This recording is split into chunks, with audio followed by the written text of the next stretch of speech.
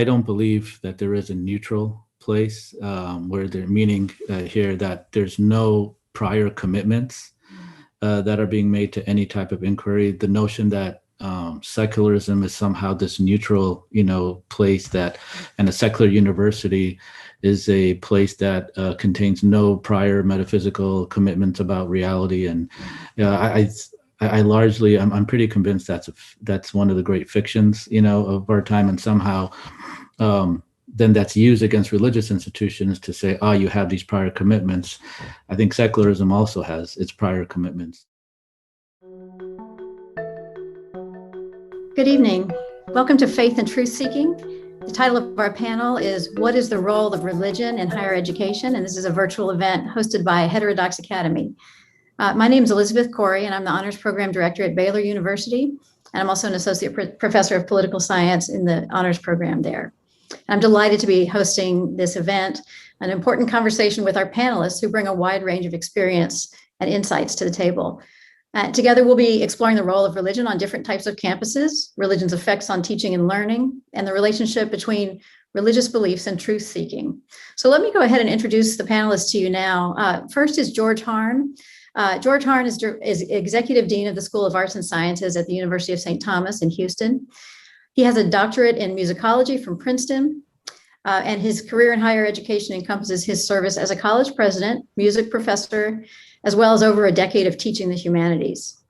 Dr. Harne served as president of Magdalen College of the Liberal Arts from 2011 to 2020, where he developed the curriculum and integrated humanities program, recruited nationally recognized faculty, secured accreditation with the New England Commission of Higher Education, and extended the college's national reputation. Thank you, Elizabeth. Yes. Thank you. It's good to be here. Thanks. Ilana Horwitz is a sociologist of religion and education who examines how people's gender, ethnicity, race, social class, and religious upbringing shape their lives. This fall, she is joining Tulane's Grant Center for the American Jewish Experience as an assistant professor and the Fields Rand Chair of Contemporary Jewish Life. Prior to Tulane, she was a postdoctoral fellow of the Stanford Center on Longevity, and she earned a PhD in Sociology of Education and Jewish Studies from Stanford. She is a former Institute for Education Sciences Fellow and Wexner Davidson Fellow, and worked for several years as a management consultant and program evaluator. Her forthcoming book, God, Grades, and Graduation, Religion's Surprising Impact on Academic Success, will be published next year. So let's welcome Ilana Horwitz. And our third panelist, Omar Qureshi, is a scholar of educational philosophy, ethics, theology, and Islamic law, and he is also the provost of Zaytuna College. His field specialties include science education, philosophy of education, metaphysics, ethics, theology, and Islamic law. At Zaytuna College, he has taught metaphysical foundations, contemporary Muslim thought, advanced Arabic grammar, Muslim texts, and commentaries and legal theory, as well as the aims of the law in the master's program there. Prior to his post at Zaytuna, Qureshi served as principal at the Islamic Foundation School in Villa Park, Illinois from 2012 to 16. Dr. Qureshi received his BA in microbiology and his Master's of Education in Curriculum and Instruction from the University of Missouri-Columbia. He earned his PhD in Cultural and Educational Policy Studies at Loyola University in 2016. So let's welcome him as well. Before we turn to the panelists to talk about their work and their thoughts, I want to give a quick rundown of how the evening will go. We'll start with just open conversation through questions that I'll pose to the panelists. And then in the second half of the program, we'll open the floor for audience questions. Feel free to submit your questions by typing them into the Q&A box at the bottom of your screen. And when you submit a question, it will be received by our behind-the-scenes team who will elevate the question to me so that I can ask it. We do, of course, welcome constructive disagreement, so feel free to ask questions that are challenging, as long as they're asked respectfully and in good faith. So now, without further ado, let's get the conversation started. I wanted to start with a kind of big and broad question, which the panelists should feel free to take in any direction they want. And the question is simply this: how does the practice of a faith connect with truth-seeking and scholarship? That's a big question, but the other part of it, I think, is, does it matter which faith it is? Say conservative Catholicism, Islam, Orthodox or Reformed Judaism, evangelical Christianity. Does anyone want to take a stab at that first question? I'd be happy to jump in, kick things off. I do think there are probably variations among the traditions. I can speak from the tradition that I'm most familiar with, which is the Catholic tradition, which is the idea that the truth-seeking, because the understanding from our tradition is that all truth comes from a single origin, whether it's natural, scientific, or religious. And so there's a fundamental unified source. So while the modes and the levels of certainty might vary, because there's a common source, faith or religious practice should not impede in any way our search for truth. If anything, it illuminates it and expands the range that we can go over in seeking out truth. So at least from this tradition, there should not be a limitation or conflict internal to the process. But I think it might vary across traditions, and I welcome the other panelists to see what they might say about this. Thanks, George. If I could speak on behalf of, in the Islamic tradition, it's pretty interesting. Muslim theologians have debated what the first obligation upon a human being is, and what they've concurred is the first obligation is to know God, right? And that understanding, that obligation can be fulfilled in various ways, but the valid way that obligation is fulfilled is by rational inquiry. In other words, one cannot believe in God based off of what's called uncritical acceptance of authority. So just because, a theologian says God exists, therefore I believe that God exists, that's not acceptable.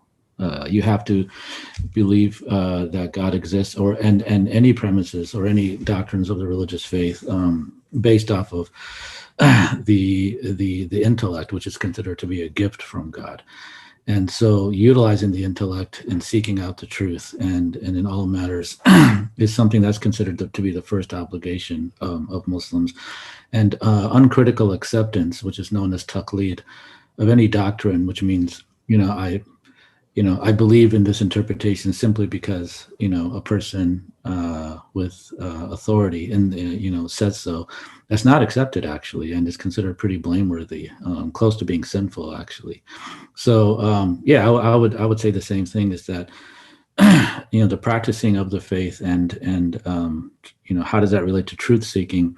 In the Islamic tradition, it's the practicing of the faith entails seeking the truth, and far from impeding it in that way. So when I saw that question, the first thing I thought about, and I'll just repeat the question for anyone who didn't hear it, which was, how does the practice of faith connect with truth seeking and scholarship? So the term faith to me is a very non-Jewish term. And so when I saw that, I said, this is a very Protestant way of thinking about religion, which is very much grounded in the idea that one has to believe in God and has to have faith in sort of a higher being. And for many Jews, that is just not the case. That's not what Judaism is all about. For many Jews, it's a very practice-based religion. And I know several Jews who are atheists. I know that sounds difficult to comprehend for some people, but that is just the case. And in fact, several rabbis I know are atheist. There is not necessarily a faith-based element in Judaism, and not believing in God doesn't preclude one from being an active member of the Jewish community. And so the very basis of that question made me wonder, when we're talking about religion, are we talking about conservative Christians here? Are we talking about a Protestantism? Because how we actually word the conversation around religion, also matters, and sort of what falls under the umbrella of what counts. And so for Jews, who I see very much as an ethno-religious group, and here I agree with George and Omar, I think, on this point that there is no discrepancy, I think, between truth seeking and being a Jew. In fact, I think many Jews see and express their Jewishness primarily through the act of pursuit of knowledge and even social justice. They believe that repairing the world and finding the truth is the central way of expressing their Jewishness. Ilana, you raise a very interesting question. We do have, the title of this panel is Faith and Truth Seeking, What is the Role of Religion in Higher Education? And I'll tell the audience, we've had some conversation amongst ourselves about this, and Ilana today wrote a very interesting letter to the panelists, basically making this sort of point.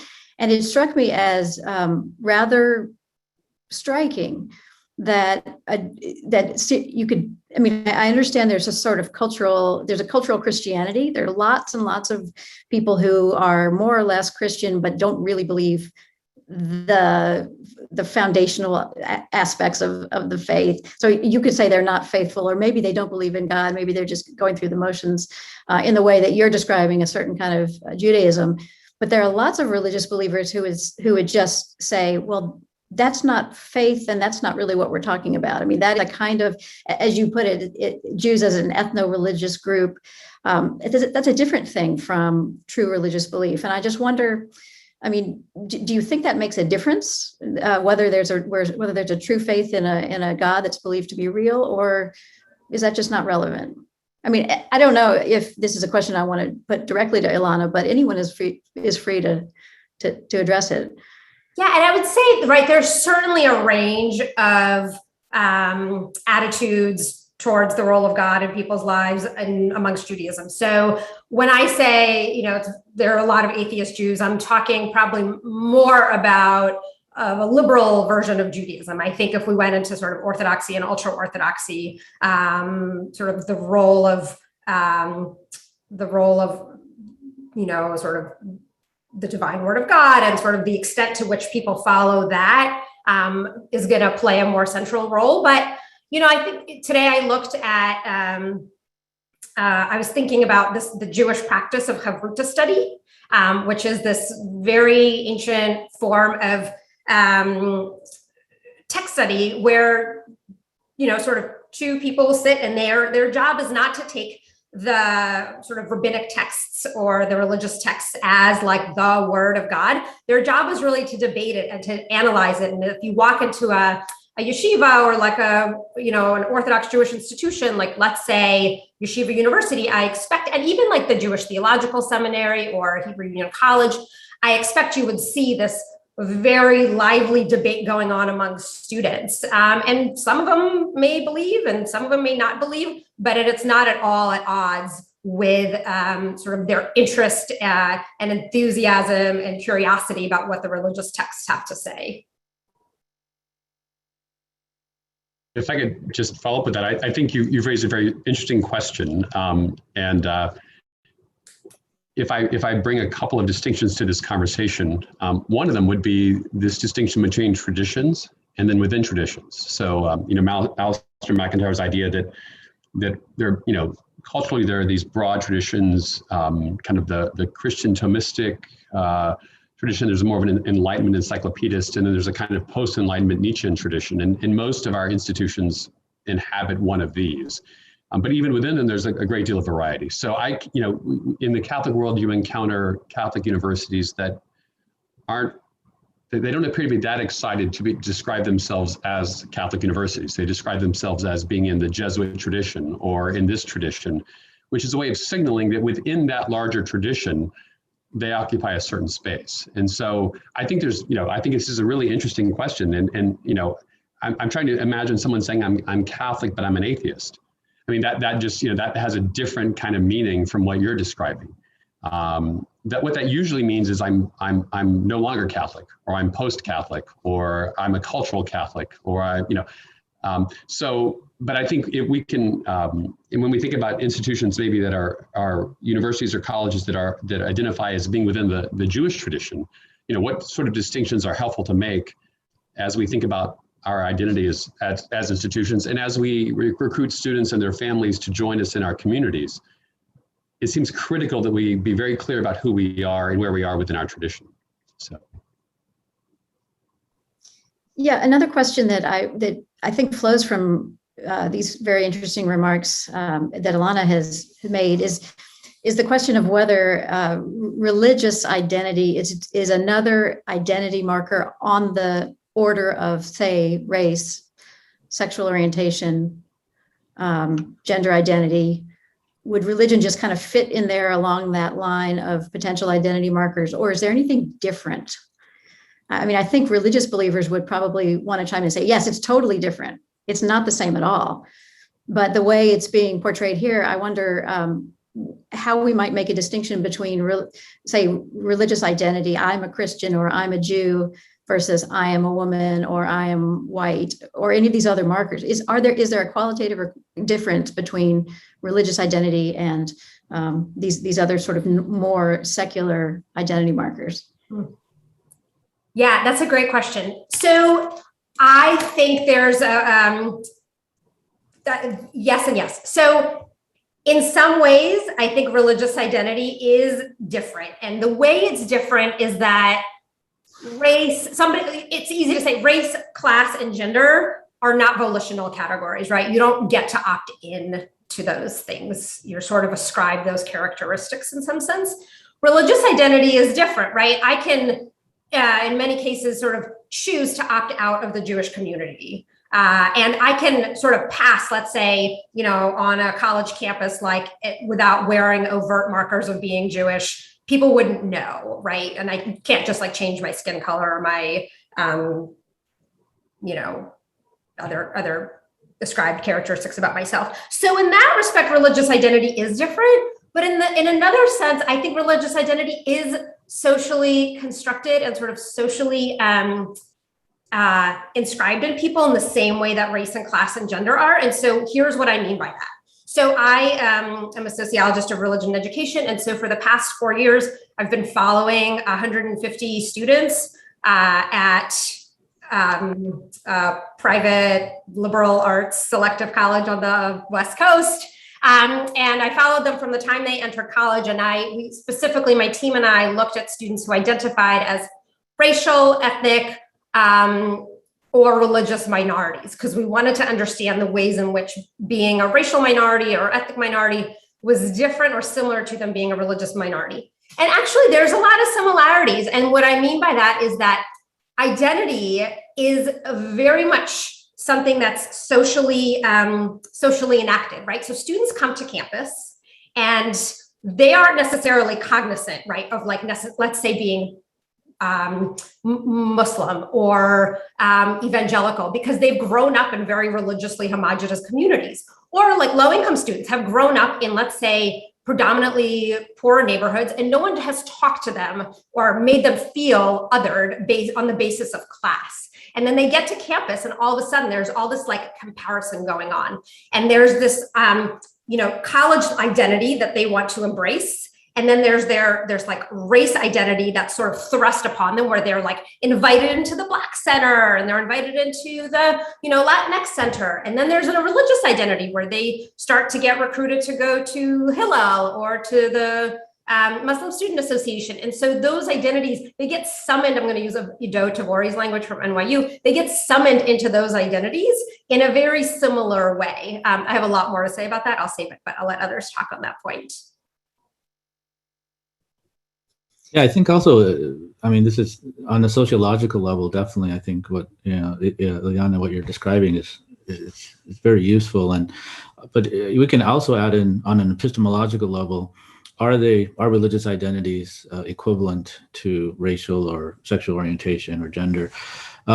Here, I think it depends on who you ask, but there definitely are philosophical movements right now which are elevating racial identities to, and giving it an epistemological value, where that's how they see the entire world, has how they understand their reality through a particular race or gender or sexual orientation. And and in that, once it's elevated to that level, it's given that epistemological value. That's very similar to how people view religion, because one type of identity will ground all the other identities and kind of put them in relationship to each other. And so a person can treat their religion in that way, or they can treat their race, their gender, sexual orientation in that way. So, it can happen in that way. One of the questions, even at Zaytuna College, With our students that come up, we always discuss this almost every year. Is this idea is there a male reading of the Quran? Is there a female reading of the Quran? Is being male a somehow an epistemology, right? Is being female an epistemology that somehow that will generate an entire different reading of the Quran or scriptures? And it can be applied to any book or any type of reading. And this has always been debated. And initially students will say, yes, of course there is. It's pretty obvious. And then as they say, well, what constitutes a female viewpoint, right? Other than the fact that a person is who's providing that viewpoint is identifying sociologically as a female or a male. Epistemologically, what constitutes a female reading of the Quran or of the Bible, and likewise, what constitutes a male reading, and that's where things get fuzzy. And then students say, "I don't know the answer to the question. I don't know how to answer this question at this point." So there's, I would add that there is that epistemological dimension that's definitely being promoted. What it is exactly, I think that's still being contested at this point. I think excellent points have been made here, and I would agree sort of with the yes and yes, and the interests here in the way things unfold epistemologically. I think I probably come from a slightly different perspective, insofar as I think it's yes in that it can be experienced as just one more element within an intersectional self-understanding of the world. Religion is just one more part of the mix of who I am. But in thinking about it institutionally, for the way in which institutions are given shape and orient themselves, and then in turn orient the larger communities, I think there's a real sense in which the metaphysical dimensions of a faith, of a Catholic faith, give such a fundamental orientation that those other things are extremely important, but they're of a secondary nature. And so there's a sense in which that fundamentally religious understanding of what it means to be human comes first, and then informs these other dimensions about sexual identity, race, gender, sexual orientation. And so it's a kind of framing. And I think, Elizabeth, you referred to some of the dialogue that took place before the session through email. And you mentioned Charles Taylor and the immanent frame and the way in which we frame these realities. And I think it's very helpful for institutions to constantly be clarifying to themselves and to others what the frames are for their institution. And that does not mean, in the interest of this larger conversation, that other perspectives are not available and shouldn't be entertained and taken very, very seriously. But I'm convinced that every institution has its frame. It has its own fundamental perspective. And to pretend that there's this sort of neutral space in which institutions aren't going to have one, it seems to be a sort of form of institutional self-delusion. And so if we can clarify that, then we can begin to approach and work with our students. But because we're universities or colleges, we're going to entertain all of these perspectives. So we're going to take them very, very seriously. But there is something at a very deep level that's going to give shape to how we look at all of this. Well, George, following up on that point, I wonder if there isn't a kind of secular frame around some of the way we talk about religion as just another identity marker. I mean, this is what I think you're saying in a certain way. Yeah. I mean, when you go back to the sort of Western tradition, classic tradition of Plato, Aristotle, Augustine, and so on, and even into the 20th century, one of my particular favorite philosophers is Eric Voegelin, who talks about there being the human experience consisting in a kind of tension of existence between immanence and transcendence. And he says the tendency of the modern world is to cut off the transcendence, just to say it doesn't exist, we can't see it, it's not material, so we can't touch it, and it's not there. Which is a tendency of us, because it's much easier to see the things and study the things that are manifestly there before our eyes. But I think there's a way in which religion is actually making a claim that the transcendent is real, and so that is something that I don't think. Well, I wonder. Let me put it as a question. I wonder if that can be simply assimilated as a way of seeing the world in the way that race, gender, sexual orientation can. And my suspicion is that it can't, but maybe I'm wrong about that. I would love to hear other other thoughts on that. But let me change the subject slightly to ask this question. I mean, since Heterodox Academy is very interested in viewpoint diversity, as am I personally, the question that many people ask, I teach at Baylor, and so they'll come and they'll say, well, can there be true viewpoint diversity at a school that has religious commitments? And their implication is that some viewpoints would not be accepted or even entertained by virtue of, say, the Christian character of Baylor University. Or is that an unfair assumption? Do you all think it is true that religious schools by definition exclude certain questions, certain lines of inquiry, or is that simply a kind of prejudice that people hold about religious institutions? Is there possibly even greater openness to truth at a religious school because even these transcendent questions could be entertained? If I could take a shot at that, and building off of what George was saying too, for me, I'm at the point in my life, in my intellectual growth as well, where I don't believe that there is a neutral place where they're meaning here that there's no prior commitments that are being made to any type of inquiry. The notion that secularism is somehow this neutral, place that, and a secular university is a place that contains no prior metaphysical commitments about reality. And I largely, I'm pretty convinced that's one of the great fictions, of our time, and somehow then that's used against religious institutions to say, oh, you have these prior commitments. I think secularism also has its prior commitments, metaphysical commitments as well. They just need to be unpacked, as John Milbank said, that once there was no secular. And and then he goes on to say that the positive institution of the secular is largely being ignored, right? And so secularism does bring its own metaphysical commitments to reality, and hence the place is not neutral. And I think here, for one to say that, therefore a religious institutions, by simply having its own commitments, and I think making them clear, as George was saying, that does not in any way hinder from, having true academic freedom. It's just you're making your commitments known, and they're brought to the table, and they're available for scrutiny and investigation. I think what happens in secular spaces is those commitments aren't being brought to the table. They're not being made clear, and hence it's being blocked by this notion of being neutral. We're in a neutral place, and I think far from it. And Charles Taylor's notion of the buffered self, I think Elizabeth, right, where that's the self that ignores the transcendence. That is a position. That's a position on that's a metaphysical position. It's not neutral by any means of the word. So I'll throw that out there.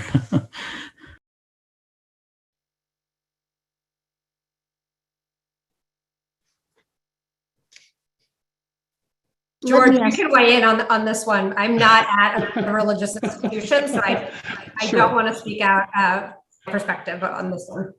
Okay, I was reviewing a document a little while ago that came from none other than a pope, right? It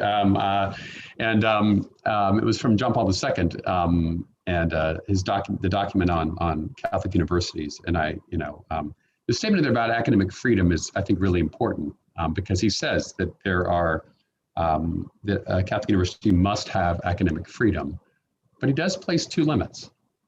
And one of them is that we have to respect the rights of the individual and the rights of the community. And of course, we can discuss what that looks like. We don't have to do that now, but that's, I think that seems pretty self-evident. But he also says the common good, that it has to be ordered to the common good. And all of that seems to me to be quite reasonable, right? We can imagine without too much difficulty academic enterprises that might be ordered to undermining the common good in a very fundamental way, and could be very, very destructive to society. But he's making the claim there that it just needs to be open. So I see very much this harmonizes very wonderfully with, I think, what Heterodox Academy is doing, which is that we need to create, as universities, by definition, a space for all these different viewpoints to be considered. And I was actually discussing the Galileo affair with a physicist last week about, I basically asked him, so what would you do? And we agreed that house arrest was off the table. That's not an option. But I said, when does a fringe theory warrant being discussed in an undergraduate introductory course, right? When does it warrant being discussed in a graduate seminar? When does it warrant, is it 2 academic articles that cite it? Is it a conference paper by a major scholar? In a very detailed, when does someone pointing a tube at the sky and claiming to have seen something become something that, that you're going to take seriously?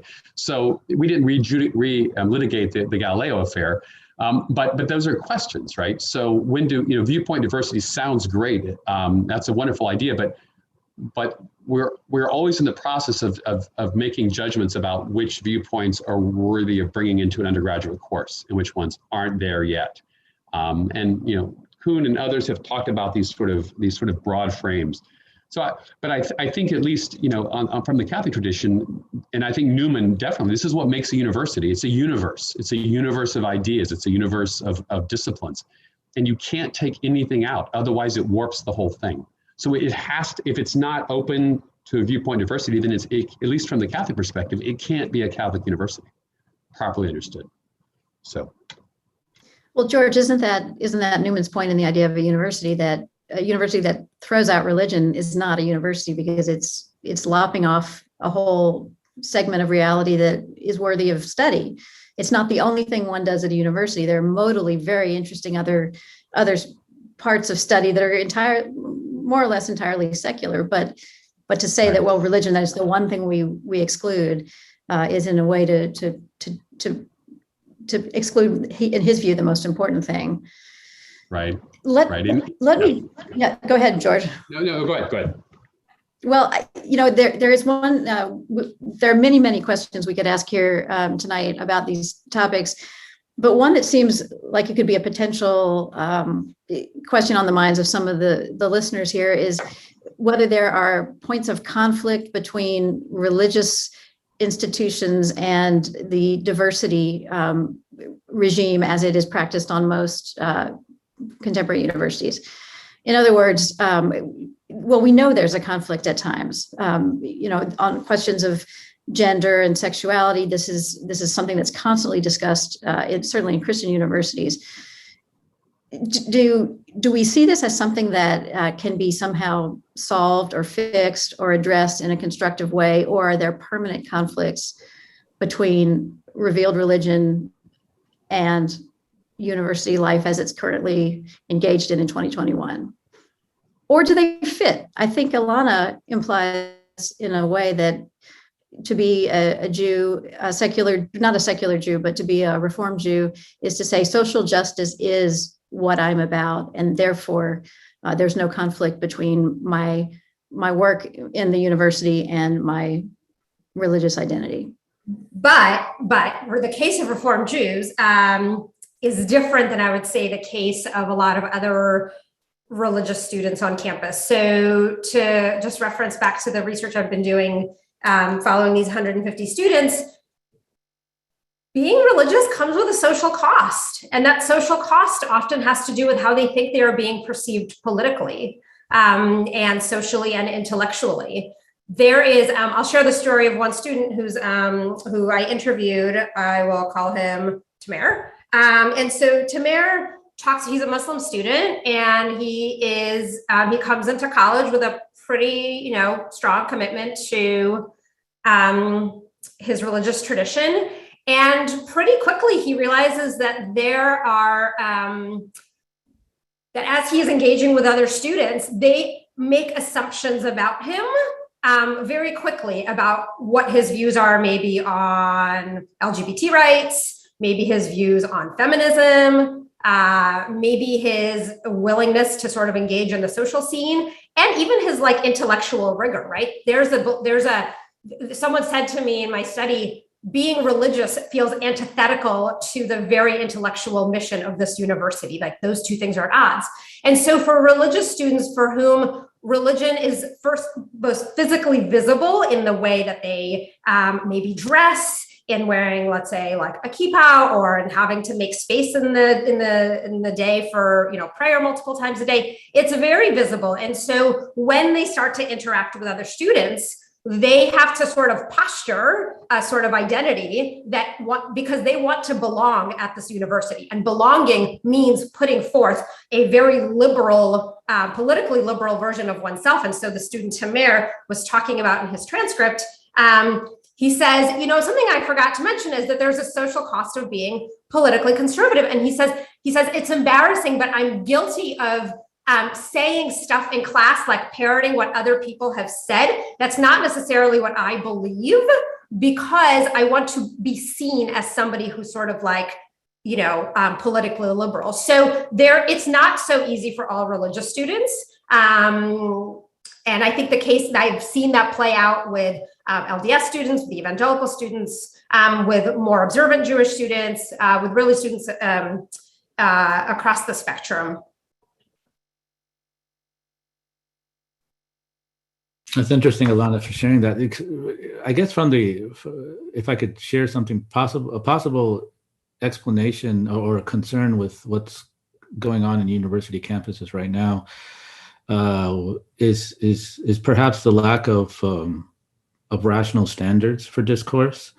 And surprisingly, you know, I mean, the conception that people have of, you know, religion not being intellectual, and, you know, universities are intellectual, from the Islamic tradition. Many scholars would say what's currently taking place, the way conversations are taking place, they're not grounded in what we would call, you know, the formal disciplines of logic, of rationality, of dialectics, disputation, and adhering to these rules of discourse and debate and carrying out, you know, valid disputations. And that would be that would be probably some of the most serious concerns, is that there's no common set of standards that are shared amongst various people of different viewpoints by which they can adhere to carry out these conversations, right? And there's no common notion of rationality that can mitigate and people can agree upon to carry out all of these different conversations. And they would say the lack of that is contributing to probably some of what, you know, you've shared with us, Ilana, here, you know, that they're afraid to talk.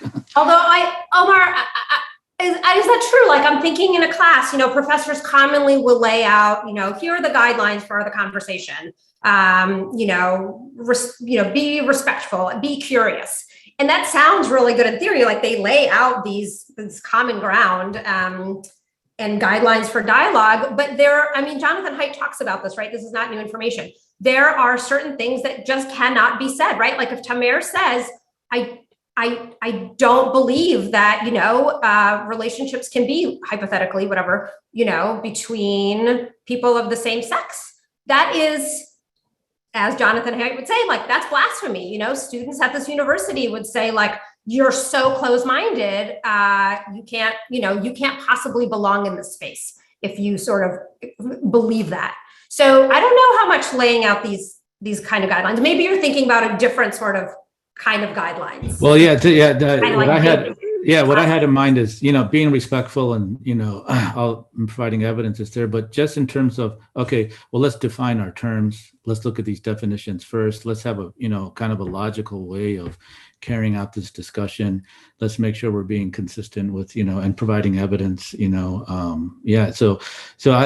do agree. Those rules, for example, like more like, here's the etiquette that we're going to conduct our conversations are there. But perhaps what I have in mind, you know, what I have more in mind is, well, let's look at the content and substance and and by what standards are we going to have a shared set of standards by which we're going to assess and analyze, you know, our own claims that we're making, you know, in addition to those rules of respect and those rules of, you know, that. So yeah, that's kind of a concern where, you know, right now we don't see those shared standards anymore. And, you know, and even the disciplines of, that's why from a liberal arts point of view, you know, we emphasize the liberal arts as a solution to that, because we don't really see, you know, courses on logic being taught anymore, you know, grammar as well, rhetoric in that sense, you know, in a very, you know, in the sense that they're crafts to be employed, you know.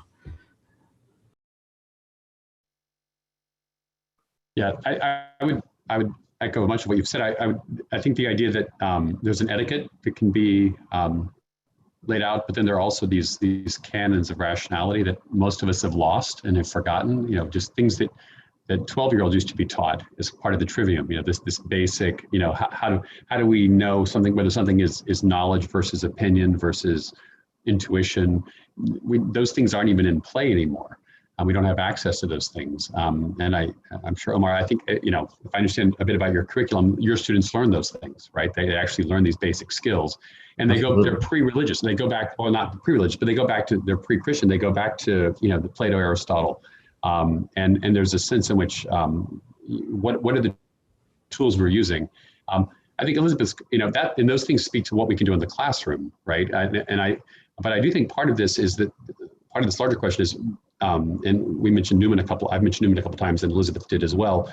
This recognition, there's the idea of the university, which is what happens in the classroom, but then there's this whole other world of most universities, which is the co-curricular. And that's where a lot of these commitments manifest themselves. If it's a religious institution or a supposed secular neutral institution, these commitments manifest themselves there, but then they flow back into the classroom, because the classroom isn't a place we can talk about truth or falsity or logic or reason.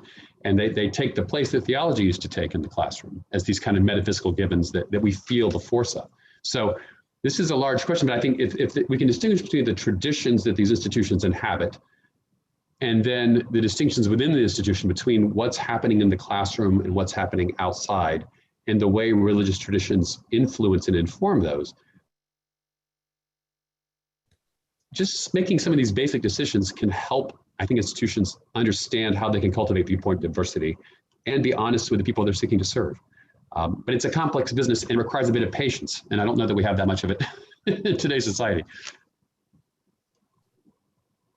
It's interesting. We're kind of all talking, I think, around some of the most provocative questions.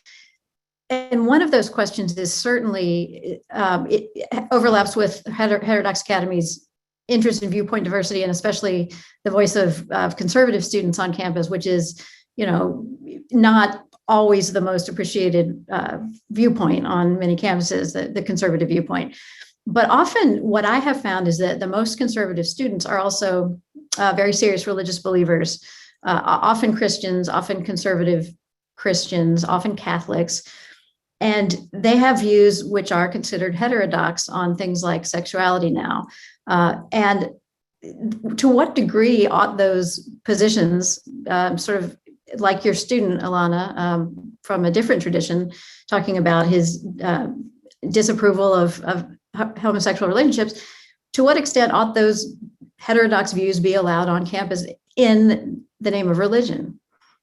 Or do they need to be, in terms of, you know, do they need to be banned from campus, or can we still legitimately hold these positions, especially on the basis of religion? I mean, I think that again, like the place where I've studied, where I've spent a decade, and so I don't know what it is like at other universities, but there's little room for that kind of rhetoric, I think, or that kind of belief, even if it's grounded in religion, and that saddens me. It really does. I mean, I think universities really are places that are not all universities. Right now, I'm going to sort of talk about sort of elite liberal, the elite selective universities, which I am just most familiar with, are just kind of like echo chamber of liberal views. And there isn't really a lot of opportunity. I mean, there's like some interfaith dialogue. Actually, this is an interesting point I'd like to bring up. There's, you know, the IFYC, the Interfaith Youth Corps, there are these efforts to bring together people from different religious traditions, which is interesting, but actually I think some of the most productive discourse that people need to have is between people who are religious, regardless of their actual tradition, and people maybe for whom religion is not as central in their life. I think that's actually where we have a lot more polarization right now, and it's those two groups that need to come together and appreciate each other's work. I just was watching a little clip about this initiative that was being done between Oberlin College and, I'm blanking on the name of the other institution. It was a religious institution, I think, Christian institution, and they sort of do an exchange program for students. And so the Oberlin students spend some time at the religious institution and vice versa. And I think, at least like based on my very, very nascent understanding of this, there is a level of empathy wall, right? You have to scale the empathy wall in Arlie Hochschild's terms. And maybe it's those kinds of experiences that allow people to scale the empathy wall. Well, I'm waiting to see if anyone else wants to jump in. I'll say yes. I think there's absolutely these viewpoints need to have a place within the discourse, especially outside of the especially with I think both in and outside the classroom. I think that this is one thing that does flow from that ideal of of the kind of rational viewpoint diversity of the classroom. That should flow over into the co-curriculars as well. But again, while at the same time acknowledging that the institution has a fundamental frame, a fundamental perspective. And I think by making that acknowledgement, it actually liberates. I think in an earlier conversation, we were talking before all of this formal conversation, I was telling Omar that I had heard, when I'd been reading about his institution, that students in many ways there felt more free because they knew what the fundamental frame was for his college. And there was a level of sort of self-policing that they didn't have to go through because they knew where they stood, and they could actually entertain a lot of different, more varied viewpoints than they had been able to entertain in other contexts. Yeah, to this point, let me just speak to this real quick, George, about knowing sort of where you stand. I had another student in the study talked about, he's an LDS student, and he had a student who was from a different group. I think he was Muslim. Anyways, and so there was like, when they first became roommates, and both of them held very strongly to their religious commitments. And I think they were sort of like talking past each other. There was like, one of them felt like the other one was trying to, sort of evangelize too much, and it created a lot of friction. And at one point, the Muslim student said to the LDS student, like, look, this is where I stand. I'm not going to change my mind. Like, I feel really firmly in my beliefs, and I know you do too. And so let's sort of put that aside and recognize we're not going to change each other's minds, but let's try to actually understand where each other are coming from. And then they developed this amazing relationship. And he said that they were able to talk about religion in a way that he hadn't really been able to talk to anyone else, but they had to have that sort of difficult conversation of like, this is where we stand, and we are not here to change each other's mind. Yeah, this is similar to at Zaytuna College. We do a lot of work with other like with the Dominican schools and philosophy, theology, and other schools as well. And when I was speaking to some of the fellow Catholics there, basically our understanding, we were kind of unsure about what type of relationship this would be. Is it are we going to turn into a relationship where it's going to turn to the best, theological disputes, or is it a type of interfaith, some secular notion of interfaith, and where we don't really, what's common between the faiths, and the scholar who I asked this to, she basically said that she's like, no, Omar, I'm Christian, and I believe in Christ, and she explained her theological positions, and you're a Muslim, and I'm not expecting you to not be who you are, and my understanding is you're not going to expect me to be not who I am and who I believe in. And once we had that conversation, it just things took off. And I think that speaks to the point here is like, once you make your commitments clear, right from the beginning, you understand the person and where they're coming from, and it allows for a conversation to take place. I remember our president, Hamza Yusuf, was telling me that when the accreditors came to Zaytuna College, they sat in a classroom in Islamic law, and the issue of Halloween came up. Should we celebrate Halloween or not? And the professor of the class said that, shared his opinion, that Muslims shouldn't be celebrating Halloween. Yet the class was basically divided into three. One group that agreed with the professor, and another group said, that meaning we shouldn't. Another group students said that, gave arguments why we should. And then another group of our students said, we should, but perhaps, we shouldn't, but maybe for these reasons we could for a certain amount of time. And the accreditor was just astonished, saying that you can actually have this conversation in the classroom, like the professor's presence and being an expert in Islamic law didn't intimidate you and didn't create this, this imperative that you had to agree with the opinion of the professor. And the students were like, no, this is pretty much the norm. And this speaks to a major tradition, what's called khilaf tradition in Islamic law, which is all about disputation. But again, it's assuming a common set of a common understanding of what the rules of rationality are and what rules we're going to adhere to. And I think that's, from our point of view, that is what will help in, the current situation that we find in universities and allow people to talk to each other. Let me take, George, go ahead. No, go ahead. I was going to say, let me take a few questions from the audience, and feel free to chime in if you have them. I've got a very practical question here that I think might interest people. And it's from someone who says, in my experience at one secular and 2 religious universities, the political academic culture had more influence on what was allowed and excluded than institutional faith commitments. Graduate seminars have been the most hostile environment to discussions of faith that I have ever experienced. I have no idea what truth means outside my faith tradition. How then do you recommend students of faith, especially graduate students of faith, navigate hostile classrooms and or lead class discussions that exclude this dimension of human experience? Just a small question there. I'll just jump in. This is a very real problem, and it's only gotten worse. And I've seen friends who've suffered deeply. And I think that it's the common response is simply to bury those viewpoints to get through, and that burying often continues all the way up to tenure. And I think that's extraordinarily sad, and it's a great impoverishment of the institution.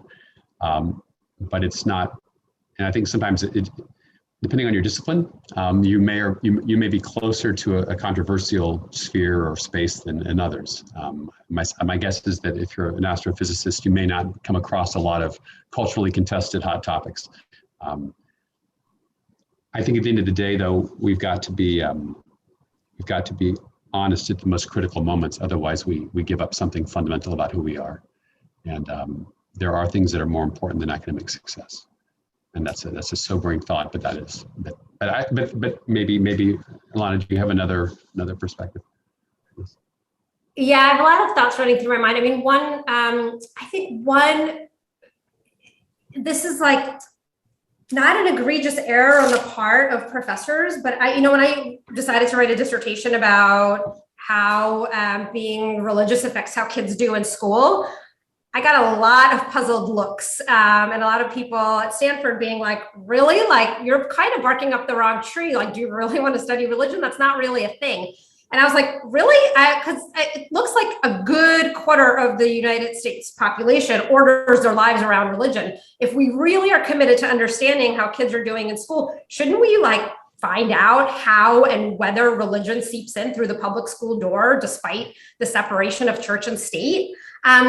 And I think and I've written this about this in an op-ed, I personally even had a blind sight to religion. I just didn't understand that America was a really religious place until I was well into my late 20s. And I think a lot of us are guilty of that. A lot of us who inhabit, live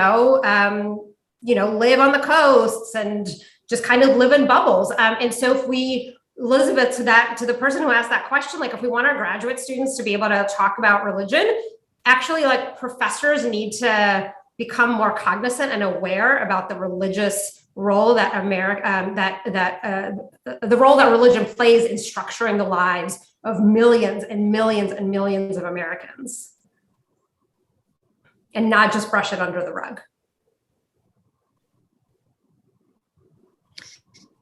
Okay, here's another question, not exactly the same, not quite so practical, but interesting nevertheless. The question is this: Can faith or religious perspective operate as an effective frame for inquiry if the inquiry points to things unknowable?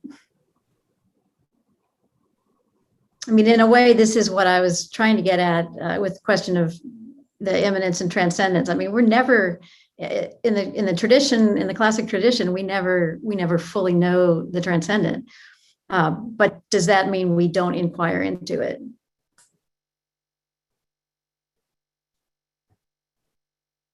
Or do we have an obligation to inquire into it? George, I'm looking at you. Okay, well, I'll channel Newman. I think absolutely we have to. John Paul II, in his encyclical on faith and reason, talking about how reason purifies. And by the way, faith here is simply, it's a form of knowing that relies on trust in another person or another source. It's not immediately verifiable. And if we're really talking about faith in the Catholic sense, there are certain things we can know about the faith tradition by pure reason. Those things are kind of preliminary.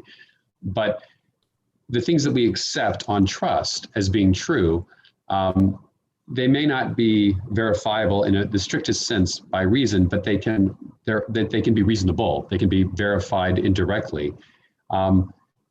He said that reason has a way of purifying these things that we know through faith. But what faith does is faith expands the horizon. And then it expands that horizon, and then reason can roam freely and do its work there and build things up. So I think, Omar, you mentioned the Dominicans earlier. The Dominicans are really good at this, right? They're really good at clarifying and mapping these spaces out. So yeah, there's this realm of natural theology that is not strictly speaking verifiable in an empirical way, and yet we can get to there through reason across a lot of different religions. And it's not limited to just one religion. So absolutely, I think, and if we don't make that space in our institutions, other institutions, I mean, I'm a musician by training. Music will rush in to fill that void, and music will become the explanatory key of all reality. Maybe it should be. As a musician, I'm inclined to think it could be. Maybe it's maybe it's something else. Maybe it's sociology. Maybe it's, you know, some other discipline will go in to fill that space. So I think yes, I think we have a responsibility to explore that transcendent realm within reason, always acknowledging our presuppositions and the limits of what we're doing. So I'll kick it off.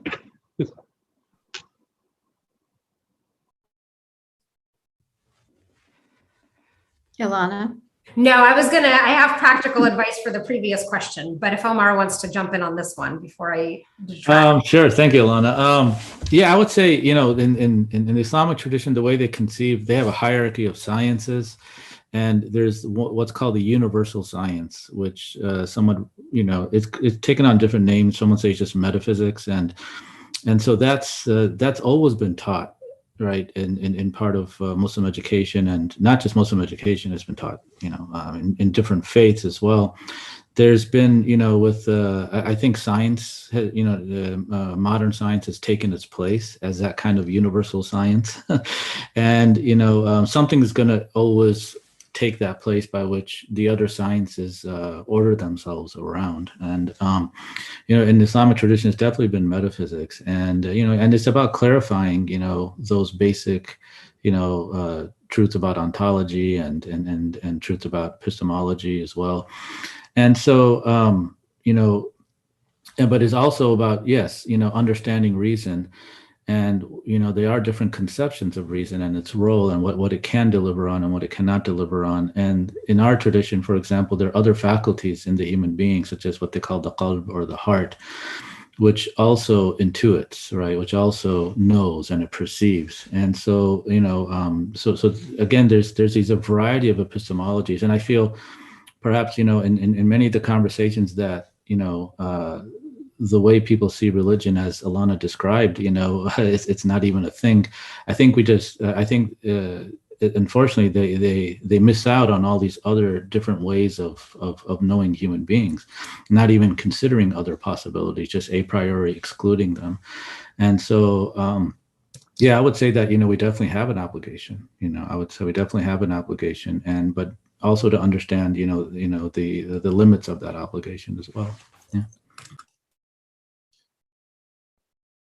Elizabeth, my one practical piece of advice is from an educator's perspective is to have students write sort of, short essays or op-eds and actually circulate them around the class without names on them.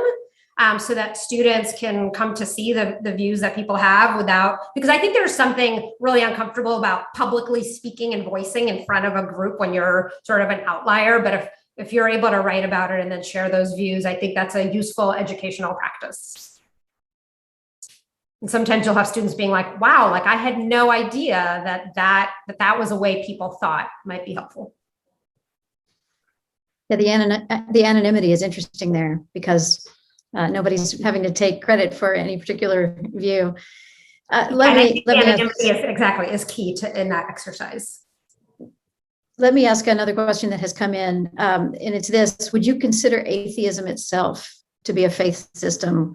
In other words, one has faith that there is no God. Maybe I can start that one off. From the Islamic tradition, we wouldn't consider it a faith tradition, but we would say it's a rationally valid point of view and a rationally valid position. The approach they would say is that, okay, let's engage in a dialogue, and let's look at, let's look at why and what are the reasons why, the premises for this particular position. This starts in the Quran itself. The Quran actually engages very different viewpoints in the Quran itself, and where we believe the Quran to be the word of God. So it's and answers and responses are provided to those arguments, and some of them are arguments that atheists have produced. So there's an engagement of God himself with atheists and their arguments. So this is we wouldn't consider it faithism, but we definitely consider it a rationally valid position, and that's worthy of engagement. Absolutely, yeah. I would call it potentially a religion. Yeah, I think I have a much broader definition of religion than Omar and probably George, because I also think like Stanford football can be seen as a religion. I think Oprah is a form of religion. Katie Lofton writes a great book about that. And there are so many elements of religion that you can see in football games, in Oprah. And atheism, I mean, for me, religion doesn't necessarily have to be about, like a deity or a supernatural being. And I think I think atheism could be a religion. I would actually, from what Ilana said, I would actually agree in that sense. In a sociological sense, yes, it can definitely function as, or take on the role of religion in that sense, just like sports and Oprah and other phenomena, that we exist today too as well. So yeah, we would acknowledge both. I would say definitely, yeah. Yeah, and I would simply agree. I think it's a kind of binding tradition. It can be a binding tradition that has certain forms of practice. And it certainly has kind of a metaphysical, you're making a decision, there is no God. I know there is no God. And as opposed to, I'm not sure, I don't know, I'm going to explore that. I happen to be reading some de Lubac right now, his book on the origins of contemporary atheism. And so it based on that account, de Lubac, it feels a lot like a religion as I'm reading it. And it's definitely rationally engageable. And I'm thinking about Thomas, and it would be remiss to not mention him here. I think in this context, viewpoint diversity. If you want a great example of that, just take a look at the Summa Theologia, right? I mean, he begins every section with the strongest possible articulations of the viewpoints he disagrees with. So much so that later generations would take those out and use them against Christianity. I mean, he did that good of a job at it. So I think that and among those that he takes up are those pertaining to atheism and doubts of that sort. So. That's interesting. You mentioned that, George. In our when we train students in dialectics and disputations, one of the rules, or we can call the etiquettes of engaging in a disputation, is to train our students to present the strongest argument of the opponent. Don't present their weakest. Present the argument of the opponent in its strongest form and with the strongest evidence. and it's actually considered to be disrespectful to, not just misrepresent, but to the opponent's view. That's unacceptable. But to present it in its weakest form and to present its weakest arguments for it. So that's very interesting. Yeah, that you mentioned that. Yeah. Another very interesting practical question here that I think has a great deal of overlap with Heterodox Academy's more widespread interest. Should professors disclose their religious viewpoint to students when it is relevant to the course? And I might expand that question to ask the question, should professors disclose their political viewpoints to students when it's relevant to the course? Or should they attempt to stay neutral?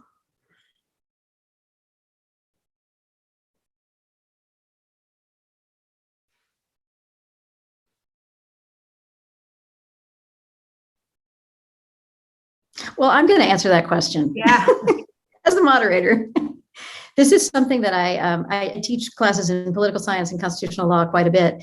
And I have struggled with this question, not so much in terms of religion, but in terms of politics.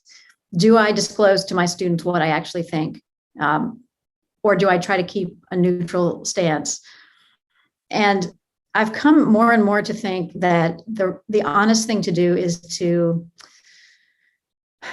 in a sense, it's easier in constitutional law because there we're doing exactly what Omar has just talked about. You're presenting the arguments on both sides in their strongest forms. I mean, it is always the case that in reading constitutional law, you read the majority opinion, you say, that's great. I think I agree with that.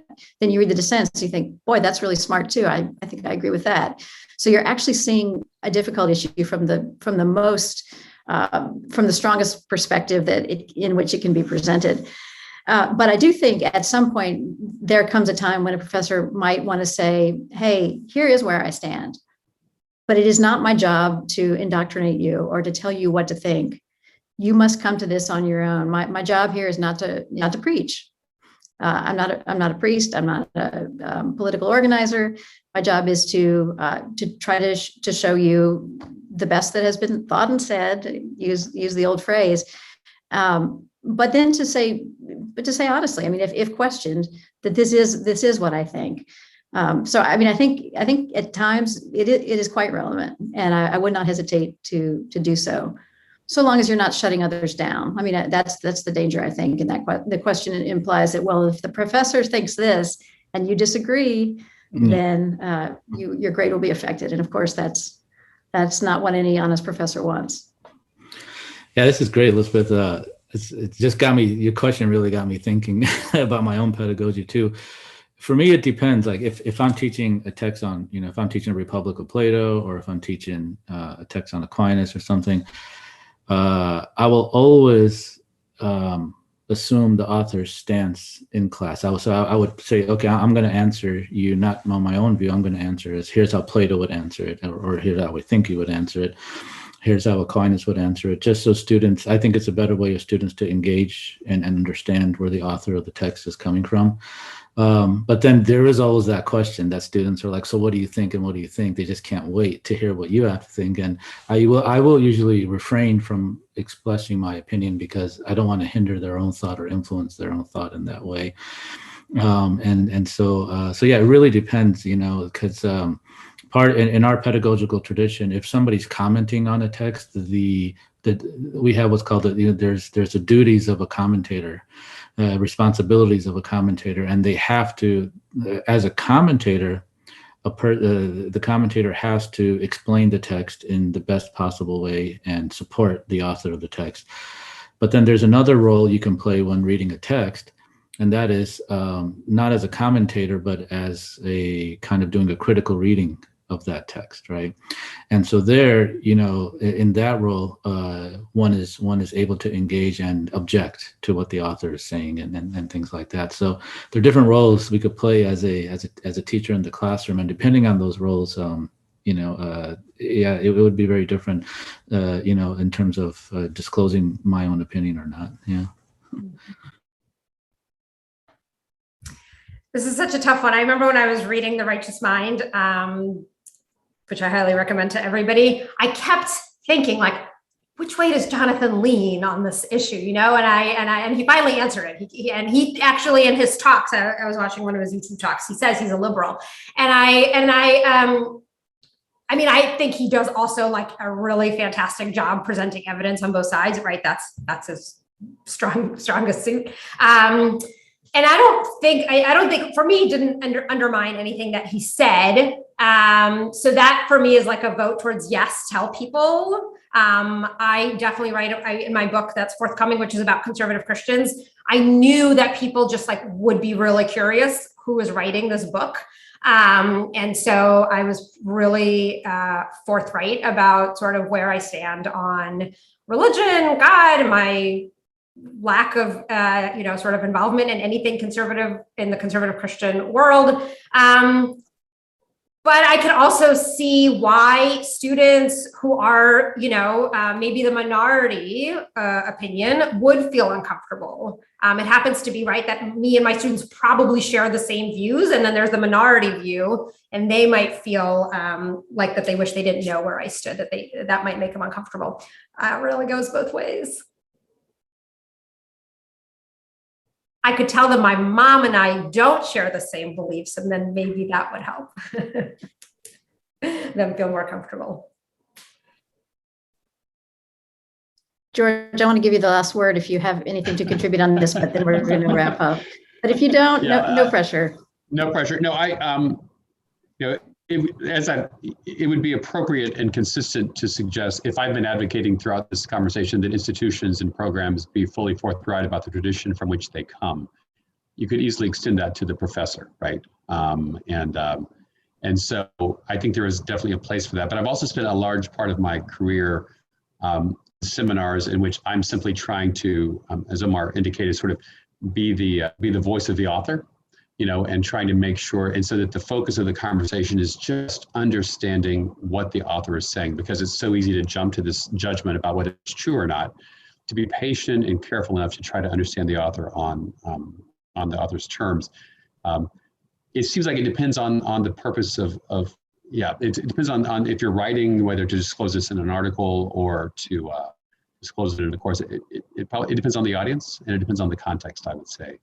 But I think this higher education just more clarity and honesty about where we stand and where we're coming from.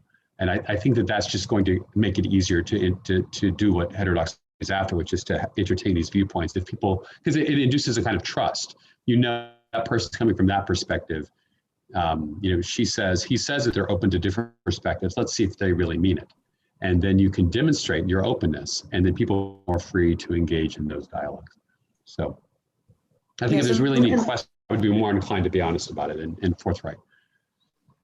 And let me just say, maybe by way of concluding, I do think that keeping the virtues, and when they are virtues of charity and humility before our eyes in the classroom, are very, very helpful in the sense that, if a professor thinks he or she really is a priest or is there to indoctrinate, that's really not the right position for us to take. And so to be humble about our views and to be charitable toward the ones that we don't agree with, just as we ought to model that for our students so that they can be the same.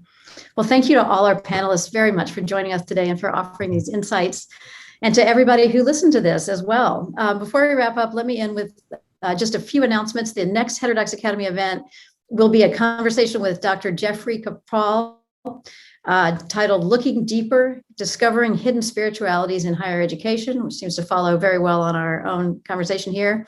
And that will take place on Wednesday, August 18th at 7 p.m. Eastern Time. Registration is open, and you can register on the website, or the link will be shared in the chat and as well as on the website. And if you'd like to receive news from Heterodox Academy, including invitations for events like this, please visit heterodoxacademy.org to join as a friend or a member. Joining is free, and membership is a great way to support Heterodox Academy's mission and increase social permission for open inquiry, viewpoint diversity, and constructive disagreement. Additional information about these opportunities will be sent to you in a post-event email. Thanks again to everyone for joining us, especially to the panelists, and we hope to see you again soon.